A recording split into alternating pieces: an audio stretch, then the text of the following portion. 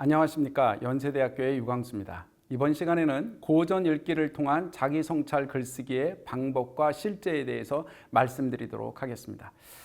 고전 읽기에서 자기 성찰에 이르게 하기 위해서 주목해야 될 부분은 사실 크게 두 가지입니다. 우리가 소설 그러면 세 가지로 나누죠. 인물, 사건, 배경 이겁니다.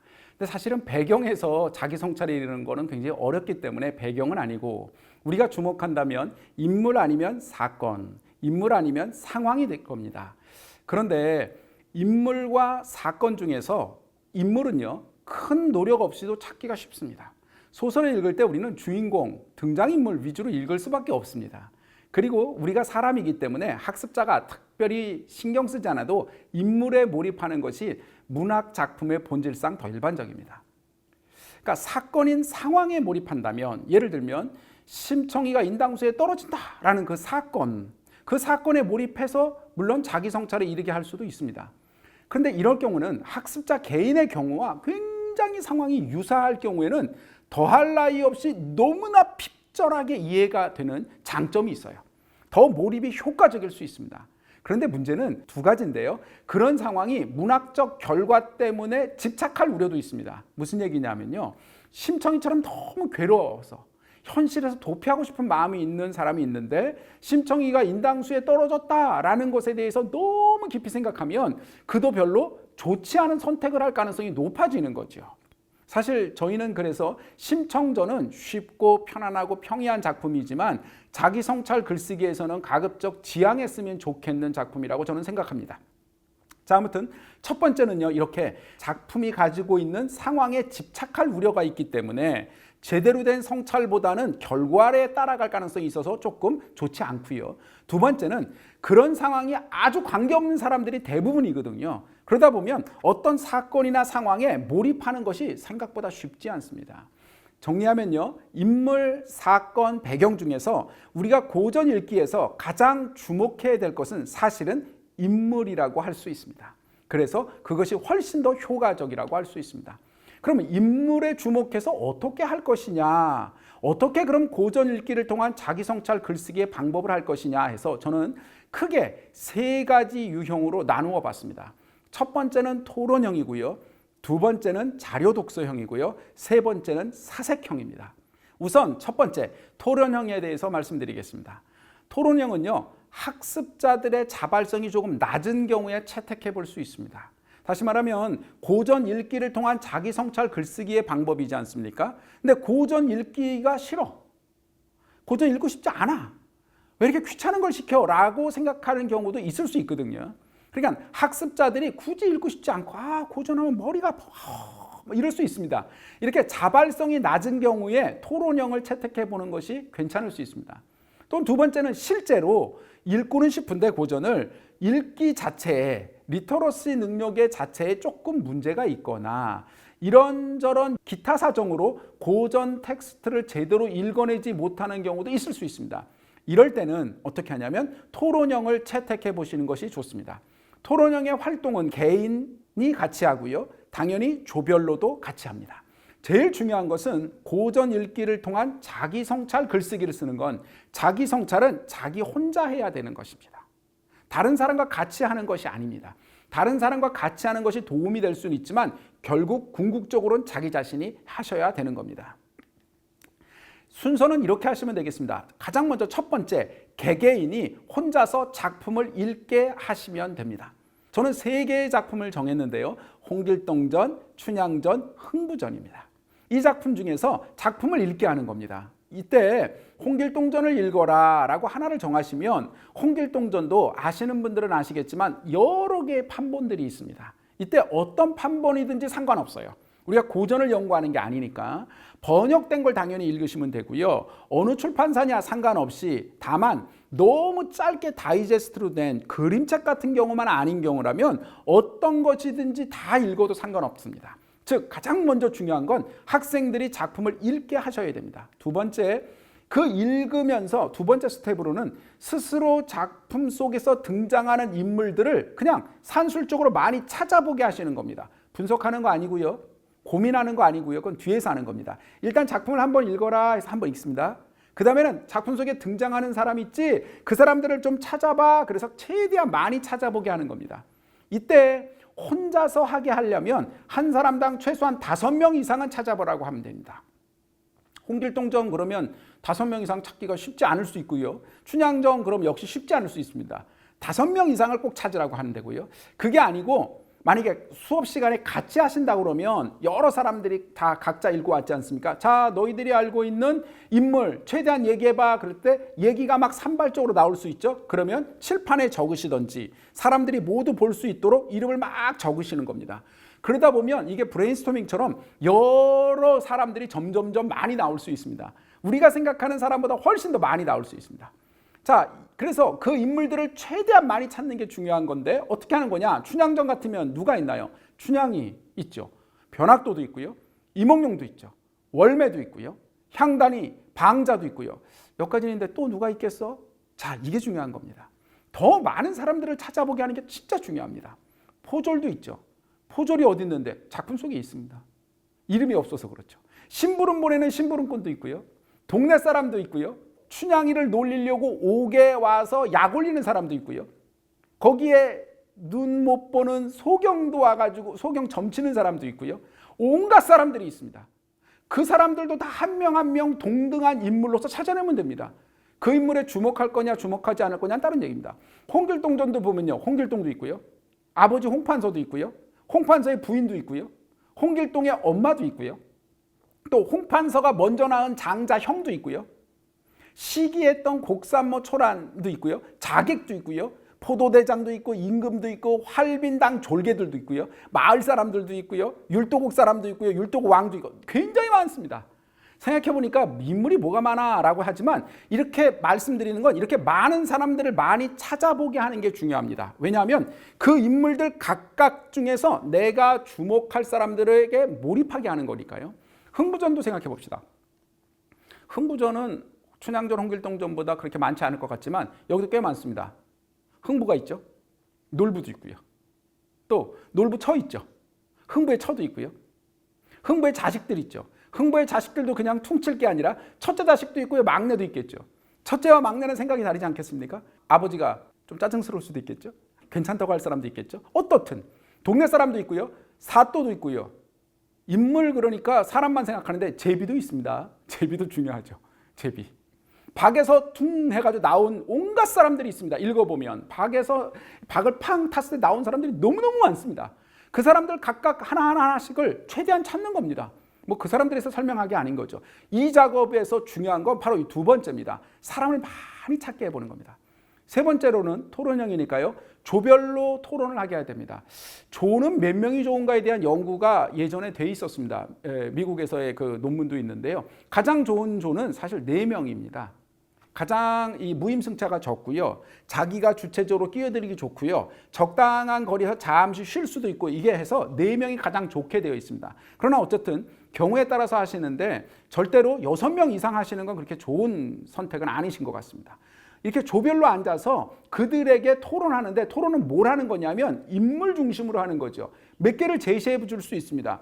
야, 이 중에서 가장 매력적인 인물은 누구냐? 왜 그렇게 생각하는데? 행복한 인물은, 불쌍한 인물은, 안타까운 인물은, 가장 별 볼 일 없는 인물은 이 사람은 왜 이랬대? 라는 것을 생각해 보라고 그걸 토론하게 하는 겁니다. 이렇게 특정 인물을 지정해서 아니면 너희들이 스스로 특정 인물을 정해서 그들에 대해서 니들이 한번 토론해봐 라고 하고요. 그 다음에 정말 이 토론에서 중요한 건 우리는 토론하는 것이 목적이 아니지 않습니까?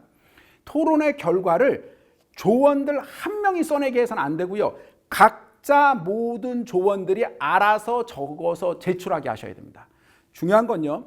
토론하는 내용이 아니라 토론을 통해서 자기 성찰에 이르는 게 목표니까 개인이 적어야 됩니다. 토론은 같이 해도 내용은 달라질 수 있겠죠. 아무튼 우린 토론했는데 이 중에 이런 생각이 들어 해서 인물 한 명에 주목한 그 결과를 쭉 적어서 이야기하게 됩니다. 네 번째로는 자, 이제 다시 개인으로 돌아오는 겁니다. 토론만 했을 뿐이지 결국 토론하다 보니까 나는 잘 고전을 읽고 싶지 않았고 잘 몰랐지만 토론을 통해서 생각보다 많은 사람들이 있게 된 걸 알았고 또 많은 사람들이 이런저런 얘기를 하는 걸 내가 알게 됐어요. 그 중에서 한 명을 선정하게 하는 겁니다. 찾는 거예요. 자기가 정하는 거예요. 그게 꼭 추당일 필요는 없죠. 그 다음 스텝으로는 그렇게 정한 사람의 그들의 욕망이 뭔지, 소신이 뭔지, 그들의 의지가 뭐고 삶을 살아가는 자세는 어떨까? 그가 어떤 행동을 했다면 그는 왜 그렇게 행동을 했고 그렇게 행동한 근거는 뭐고 그 사람의 인생의 가치는 또 뭐가 있겠고 의미는 무엇이고 그들의 삶의 지향은 무엇일까를 그 사람이 어떤가에 대한 레포트를 쓰듯이 간략하게 적어보게 하는 겁니다. 다시 말하면 한 명을 정해서 그 한 명의 삶을 객관적으로 쭉 남 얘기니까요. 이렇게 쭉 정리해 보게 하는 겁니다. 뭐 이것은요 개조식으로 쭉쭉쭉 정리하게 해도 되고요. 문장으로 쭉 연결해서 되지만 제일 중요한 것은 단순히 한두 줄 쓰게 하시면 안 되고요. A4로 치면 적어도 반쪽 정도로 이 사람은 왜 이럴까에 대해서 적어보게 하는 겁니다. 우리는 자기에 대해서는 아직 얘기하지 않았습니다. 자, 그 다음에 6번째로 위에서 정리한 내용들이 있습니다. 자기가 정리한 그 내용. 그 내용을 바탕으로 그 인물에 대해서 그 사람의 프로필을 쭉 적은 거죠. 그것에 대해서 스스로 내가 보기에 이 사람은 왜 이렇지? 이런 거는 좋을 수 있겠다. 이런 거는 좀 별로다. 나도 이랬으면 좋겠다. 뭐 그럴지 모르지만 이 사람에 대한 중요합니다. 평가를 적어보게 하는 겁니다. 평가 그러면 너무나 엄청난 것 같으니까 그 사람에 대한 자신의 의견, 자신의 생각, 그 사람의 삶에 대한 감상을 적어보게 하는 겁니다. 야, 만약 너라면 어떻게 살 것 같아? 야, 네가 만약에 이 사람에게 조언한다면 무슨 말을 해주고 싶어? 너가 조언한다면 너가 그렇게 조언하는 이유는 뭐야? 만약에 네가 이 상황이라면 넌 어떻게 다른 방향으로 할 수 있을까? 그렇게 하는 이유는 뭐야? 이런 식으로 그 프로필을 적은 앞서 그 사람에 대해서 나라면 어떻게 하겠다라는 내 생각을 적어보게 하는 겁니다. 우리는 여기까지 아무도 자기 자신, 학습자 자신에 대한 얘기는 아직 얘기하지 않았습니다. 자기 자신을 돌아보진 않았어요. 남에 대한 얘기를 하는 거죠. 자, 이제 마지막입니다. 그리고 이것이 우리의 목표입니다. 마지막, 위에서 수행했던 일련의 과정들이 있죠. 책을 읽었고 인물들을 많이 골라봤고 토론을 해봤고 한 명을 정했고 그 한 명의 일생을 프로필로화 시켜서 정리해봤고 그것에 대해서 내 의견과 입장을 좀 말해봤고까지 했습니다. 이제 이렇게 쭉 진행된 도출되는 과정 중에서 이런저런 생각이 들게 되어 있습니다. 반드시. 이런 과정 속에서 들은 생각을 바탕으로 이제는 이게 아니라 자기 자신을 돌아보고 성찰하는 자기 성찰 글쓰기를 쓰게 하면 되는 겁니다. 그리고 물론 이때 평가를 한다고 그러시면 앞에 과정들은 신경 쓰지 마시고요. 마지막 이 7번째인 요거만 담아서 내게 하시면 됩니다. 물론 이 성찰할 때 앞부분에 했던 부분들이 남아있으니까 그 부분들이 영향을 줘서 야, 그 작품에선 이러이러했는데 나는 이랬고 나를 보니 이런 것 같아라는 여기서 중요한 건 앞에 있는 작품들을 분석하는 게 아니고요. 여기 있는 인물을 분석하는 게 아닙니다. 그건 이미 앞 단계에서 6번째 단계에서 했습니다. 중요한 건 그건 됐고 그런 과정 속에서 느껴지고 생각된 것을 잘 찾아서 이제 그 대상에 자기를 놓고 내 스스로를 성찰하고 돌아보는 글을 쓰게 하는 것입니다. 이게 토론형입니다. 토론형에서 정말 주의하실 점이 몇 가지가 있는데요. 교수님들께서는 다양한 인물들에 대해서 언급을 해주실 수는 있어요. 야, 포졸도 있잖아. 박에서 나온 사람도 있잖아. 이런 것까지는 좋지만 물론 이걸 꼭 해주실 필요는 역시 없습니다. 그러나 그걸 얘기하실 때 가치 평양이나 평가가 들어갈 수 있는 어휘나 언급은 조금 지양하셔야 됩니다. 왜냐하면 학생들이 거기에 몰입하게 돼버려요. 우리는요, 목표는 고전에서 중요한 사람을 알자가 아니지 않습니까?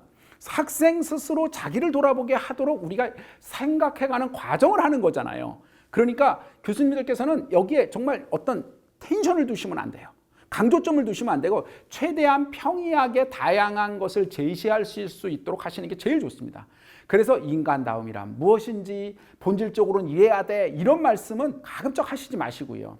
우리의 설명이 중요한 것이 아니거든요. 학생들 스스로 자기 자신을 찾아보는 게 중요한 거니까요. 이렇게 하는 것이 바로 토론형입니다. 두 번째는 자료 독서형입니다. 앞의 경우보단 조금 나은 건데요. 학습자들이 자발성은 좀 있어요. 고전은 읽으려고 해요. 근데 문제는 작품의 이해 방법이 획일적이고 천편일률성이 높은 경우에 채택해 볼 수 있습니다. 그러니까 작품을 읽는데 그냥 뭐 춘향이가 이랬네, 변화도가 이랬네 라는 그 정도 외에는 다른 거를 보기가 굉장히 힘들 경우에는 자료 독서형을 선택해 보실 수 있습니다. 이것은 조별로 하지 않고요. 모든 것은 처음부터까지 다 개인이 혼자 할 수 있는 겁니다. 순서는 비슷합니다. 하나만 달라지는 거죠. 처음에는 당연히 작품을 읽게 하는 겁니다. 어떤 작품, 어떤 판본이든 상관이 없죠. 두 번째는 그 작품에 대해서 읽었지만 잘 모를 수 있으니까 그 작품에 대해서 풀이를 하거나 설명한 2차 자료들의 목록을 좀 제시해 주시는 겁니다. 그러니까 이런 책도 있고 이런 책도 있고 이런 책이 있는데 여기서 어떤 교수가 어떤 분이 이런 설명을 했더라. 이런 걸 너희들 한번 읽어봐. 여기서 중요한 건 이거를 보고 이렇게 생각해가 아니라 이렇게 다양하게 해석할 수도 있더라. 참고해 볼래라는 식으로 알려주시는 겁니다. 교수자가 여기서 하시지 말아야 될 거는 작품 하나에 대해서 강의를 하시는 겁니다. 왜냐면 아시잖아요. 학생들 입장에서 선생님 말씀이 아무리 아무것도 아닌 것처럼 생각하는 것처럼 얼굴을 해도 그게 아니고 굉장히 거기에 강조점이 놓여져요. 그러면 학생들의 방향성을 고정시킬 수가 있어요. 그러면 자기 자신을 있는 그대로 돌아보는데 방해가 될 수 있습니다. 다른 2차 자료들은 교수님이 아니시거든요. 그냥 읽고 휙 던질 수 있는 것들이거든요. 그러니까 비판적 거리가 있기 때문에 학생들 입장에서 편안하게 볼 수 있습니다. 이런 자료 목록들을 제시하는 거죠. 그리고 나서 앞부분과 동일합니다. 혼자서 하는 겁니다. 작품 속에 등장하는 등장인물들을 많이 찾아보게 하는 거죠. 많이 아까와 비슷하게 동일하게 찾는 겁니다. 그 다음에 그 인물 중에 똑같이 네 번째 한 명을 선정하게 하고요. 그 다음에 다섯 번째 그 인물의 욕망이 어떻고 소신이 어떻고 삶이 어떻고 지향이 어떻고 그 사람에 대해서 프로필화를 쭉 해보는 겁니다. 인생을 써보는 거죠. 그리고 그 다음에 그렇게 한 것에 대해서 어떻게 됩니까? 내가 조언해 줄 수 있는 것. 내가 보기에는 좀 대단하다 또는 답답하다. 너는 왜 그랬니? 이런 평가와 의견을 제시하는 겁니다. 그리고 마지막으로 동일합니다. 이렇게 했던 모든 과정 속에서 깨달아졌던 것을 가지고 자기를 돌아보는 자기 성찰 글쓰기를 하게끔 하시면 되는 겁니다. 처음에 했던 토론형과 자료 독서형의 차이는 토론을 중간에 넣을 것인가 아니면 다른 자료, 2차 자료를 읽게 할 것인가만 조금 다른 것입니다. 가장 좋은 방법이라고 저는 생각하는 것은 사색형입니다. 사실 이걸로만 할 수 있으면 이게 가장 이상적인 방법입니다. 그런데 첫 번째 토론형이나 자료 분석형이 있는 것은 이것의 이상적인 것이 조금 효과적이지 못하거나 아예 시작하지 않을 경우를 상정해서 말씀을 드린 겁니다. 이건 당연히 혼자서 하는 거죠. 똑같습니다.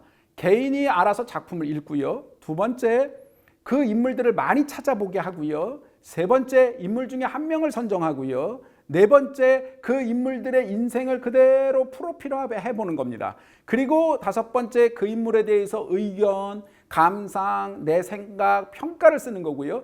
그리고 그렇게 했던 모든 과정들을 통해서 결국 어떻게 되느냐? 자기 스스로 자신을 돌아보는 성찰하는 글쓰기를 쓰게 하는 것입니다.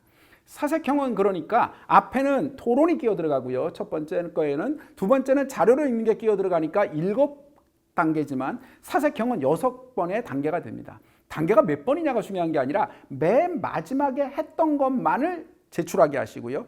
맨 마지막에 했던 것만 가지고 평가하시면 됩니다. 그 과정 속에서 어떻게 되는 것까지를 하면 학생들이 고전 분석이나 고전에 몰입해버립니다. 그렇게 하지 못하도록 하셔야 되는 거니까요. 사색형을 비롯한 모든 방법에서 가장 중요한 것은 어떤 방법을 택하든 학생들의 결과는 개인적이어야 되고 혼자서 쓰는 글쓰기여야 합니다. 절대로 공동과제여서는 안 됩니다. 이거는 제가 더 설명드리지 않아도 아실 겁니다. 세 가지 유형 중에 가장 효과적인 것은 계속 말씀드렸지만 토론형보다는 자료 독서형이 낫고요. 자료 독서형보다는 사색형이 더 효과적이라고 할 수 있습니다. 경우에 따라서 조금 어떤 다른 팁을 주실 수도 있습니다. 어떤 특정 인물이 처해 있는 상황에 대해서 한번 써봐. 너라면 어떻게 할 수 있어. 이런 식의 것을 좀 많이 조언해 주실 수 있지만 가급적이면 그런 조언은 덜 하시는 것이 좋다라는 거고요. 거듭 말씀드리지만 고전을 이해하거나 감상하는 것이 목표가 아니니까 그쪽으로 흐르지 않도록 조심하셔야 되고요. 학생들의 목표는 스스로를 돌아보고 성찰하는 글을 쓰게 하는 겁니다. 제가 지난 학기에 고전 읽기를 통한 자기 성찰 글쓰기를 실제로 해보았습니다. 그래서 해본 결과에 대해서 간략히 말씀을 드리도록 하겠습니다. 지난 1학기였고요. 서울 소재 사립대학의 글쓰기 수강생들을 대상으로 했고요. 이 수강생들은 글쓰기가 필수 교과이기 때문에 필수적으로 들어야 되는 학생들이었습니다. 한 반의 정원이 28명 정도 들락이 있지만 세 분 반 정도여서 84명 정도의 학생들을 대상으로 했습니다. 자, 실제로 어떤 결과가 나왔는가라는 것을 명확한 데이터는 아니고요. 이 정도다라는 숫자를 제가 정리를 했는데요. 자, 실제로 이 과정 저는 사색형을 선택해서 했는데요. 결과는 이랬습니다. 읽기 등의 이런 과정 등과 활동들은 하라고 제가 시켰지만 그런 과정을 대충 미온적으로 하거나 하지 않고 그냥 글만 써냈습니다. 왜냐하면 맨 마지막에 글을 써내는 것만 하라고 그랬으니까요. 그랬더니 그렇게 글만 활동은 안 하고 글만 쓴 학생이 20% 정도 되는데 그 안에 첫 번째는 엉뚱한 내용만 쓴 학생이 있습니다. 그냥 소설 작품의 이야기를 분석하거나 아니면 그냥 자기소개를 처음부터 그냥 아무 상관없이 하는 정말 피상적인 경우, 또는 나름 자기 성찰 글쓰기 그랬더니 똑똑한 학생들이 좀 있으니까요. 자기 성찰 취지에 맞게 글을 쓰기는 했어요. 그런데 깊이 있는 자신에 대한 통찰은 없었어요. 왜냐하면 우리가 자기 자신을 돌아본다는 건 굉장히 어려운 일입니다. 지난 강의에서 말씀드린 것처럼 자기 자신을 돌아본다는 건 굉장히 어려운 거였죠. 결국 읽기 등을 통한 일반적인 이 과정들을 거치지 않은 경우에는 결국 어떤 거였냐면 단순한 피상적인 수준의 결심, 그냥 나는 앞으로 잘하고 싶다, 내가 옛날에 그런 일이 있었지 정도였습니다. 그러니까 효과적이지는 못했다라고 할 수 있는 겁니다. 사실 이렇게 정말 자기 성찰 글을 쓰게 되는 가장 쉬운 이유가 고전 읽기를 통한 것이고, 고전에 빠지지 않게 하기 위해서 쉬운 고전 작품을 선정했는데, 그러다 보니 그냥 나 다 알아, 그래서 휙휙 뛰어넘어 가지고 그냥 자기 얘기만 할 수 있죠. 그런 문제점이 있기 때문에 반드시 고전 읽기를 통한 일련의 과정을 수행할 수 있도록 여러 가지 점에서 아마 교수님들께서 신경 쓰셔야 될 것입니다. 두 번째는요, 80%의 대부분의 학생들은 읽기 등의 활동을 하고요, 글을 썼습니다. 자, 그렇게 경우에도 둘로 크게 나눌 수 있는데요. 그 읽고 이런저런 활동을 하고 글을 쓰려고 했어요. 열심히 하려고 했습니다. 그런데 제가 보기에 자기 성찰의 취지에서 벗어난 글이 있고요, 자기 성찰의 취지에 잘 맞춘 글도 있습니다. 자기 성찰의 취지에서 벗어난 글을 쓴 경우에는 80% 중에서, 그러니까 전체로 치면 20% 정도가 됩니다. 그럼 얘네들은 왜 구체적으로 다 활동을 했는데 자기 성찰 글쓰기의 목표보다는 조금 다른 데로 빠졌을까 생각해 보면, 아마 그 과정에 별로 몰입하지 않고 그냥 하는 거지 이렇게 한 경우가 좀 있었고요.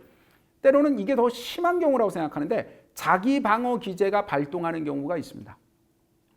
그러니까 자기를 돌아보고 자기를 뭘 얘기하고 이거 자체에 대해서 조금 싫은, 터부시하는 이런 경우가 사실 많습니다. 모든 사람이. 그래서 의도적으로 이렇게 피해가듯이, 또는 정말 점수를 잘 받아야 되잖아, 그러니까 잘 써야지 하라는 외적인 압박 때문에 자기 성찰을 한 거 이거 너무 별거 없는 것 같아 라고 해서 잘 쓰려고 하다 보니까 엉뚱하게 취지로 벗어난 글을 쓸 수도 있습니다.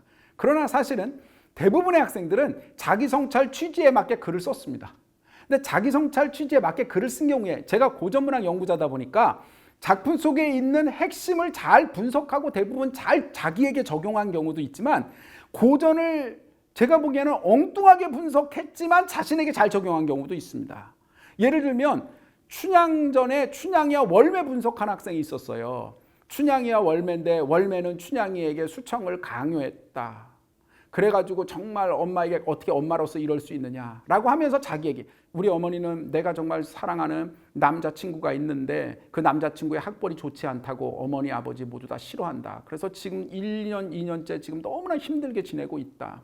왜 이렇게 나의 상황에 간섭하는지 모르겠다. 정말 그 월매와 같다라는 얘기를 하면서, 그럼에도 불구하고 이제 그 정도에서 끝났으면 피상적이죠. 그게 아니라 그러나 월매가 춘향이에게 감옥에 갇히는 것보단 그게 나을 수 있어라고 하는 그런 마음은 어떤 의미에서 나에게 진정일 수도 있다 하면서, 이 학생은 우리 부모님이 내 남자친구를 싫어하는 것이 왜 그런지 옛날에는 대충 생각했지만 정말 엄마 아버지 입장에선 그럴 수도 있겠구나라고 자신이 좀 이해도 된다.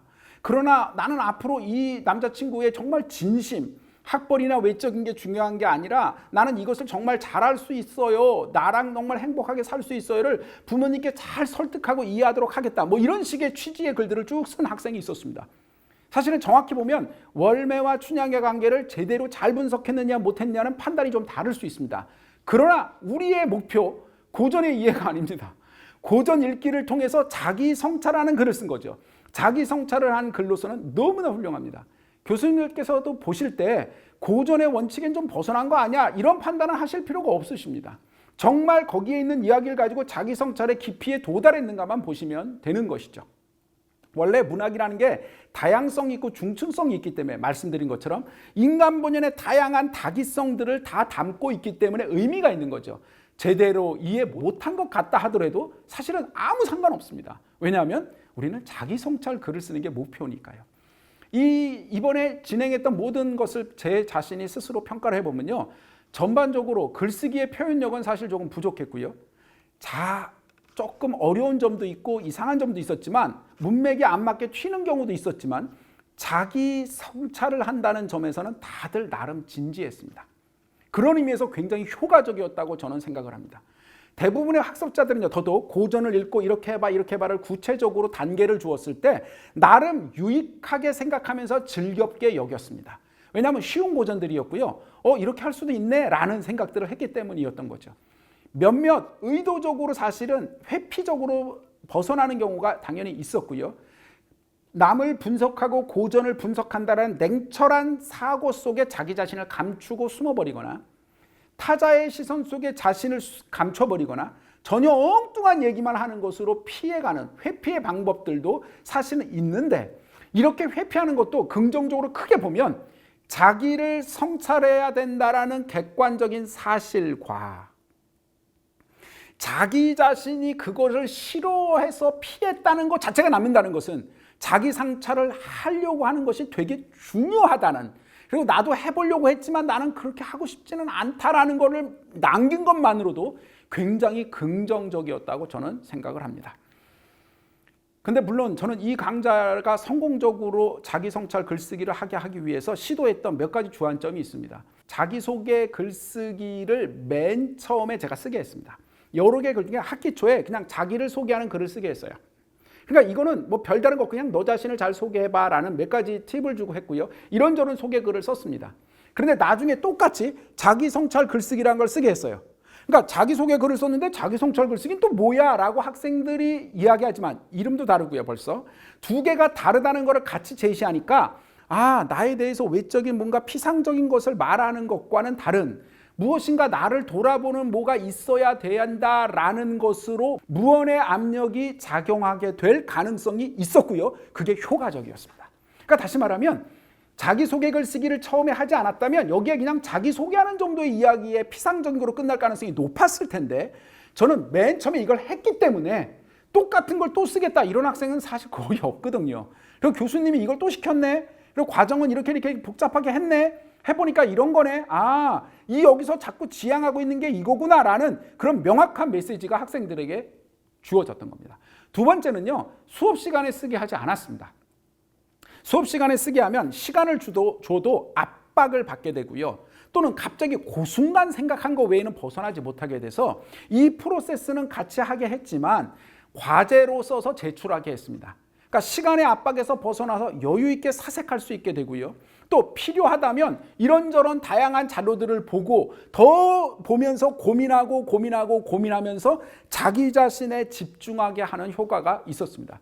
제가 이 두 가지 점을 주목하면서 진행해서 사실은 어떤 의미에서 결과가 제가 보기에 자기 성찰 글쓰기가 굉장히 의미 있게 잘 진행되었다라고 볼 수도 있겠습니다.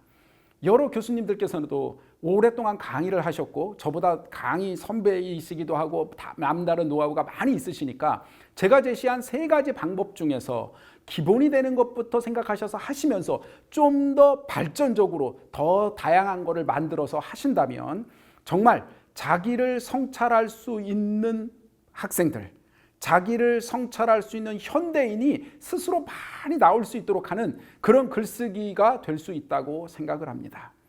이상으로 두 번째 강좌를 마치도록 하겠습니다. 고맙습니다.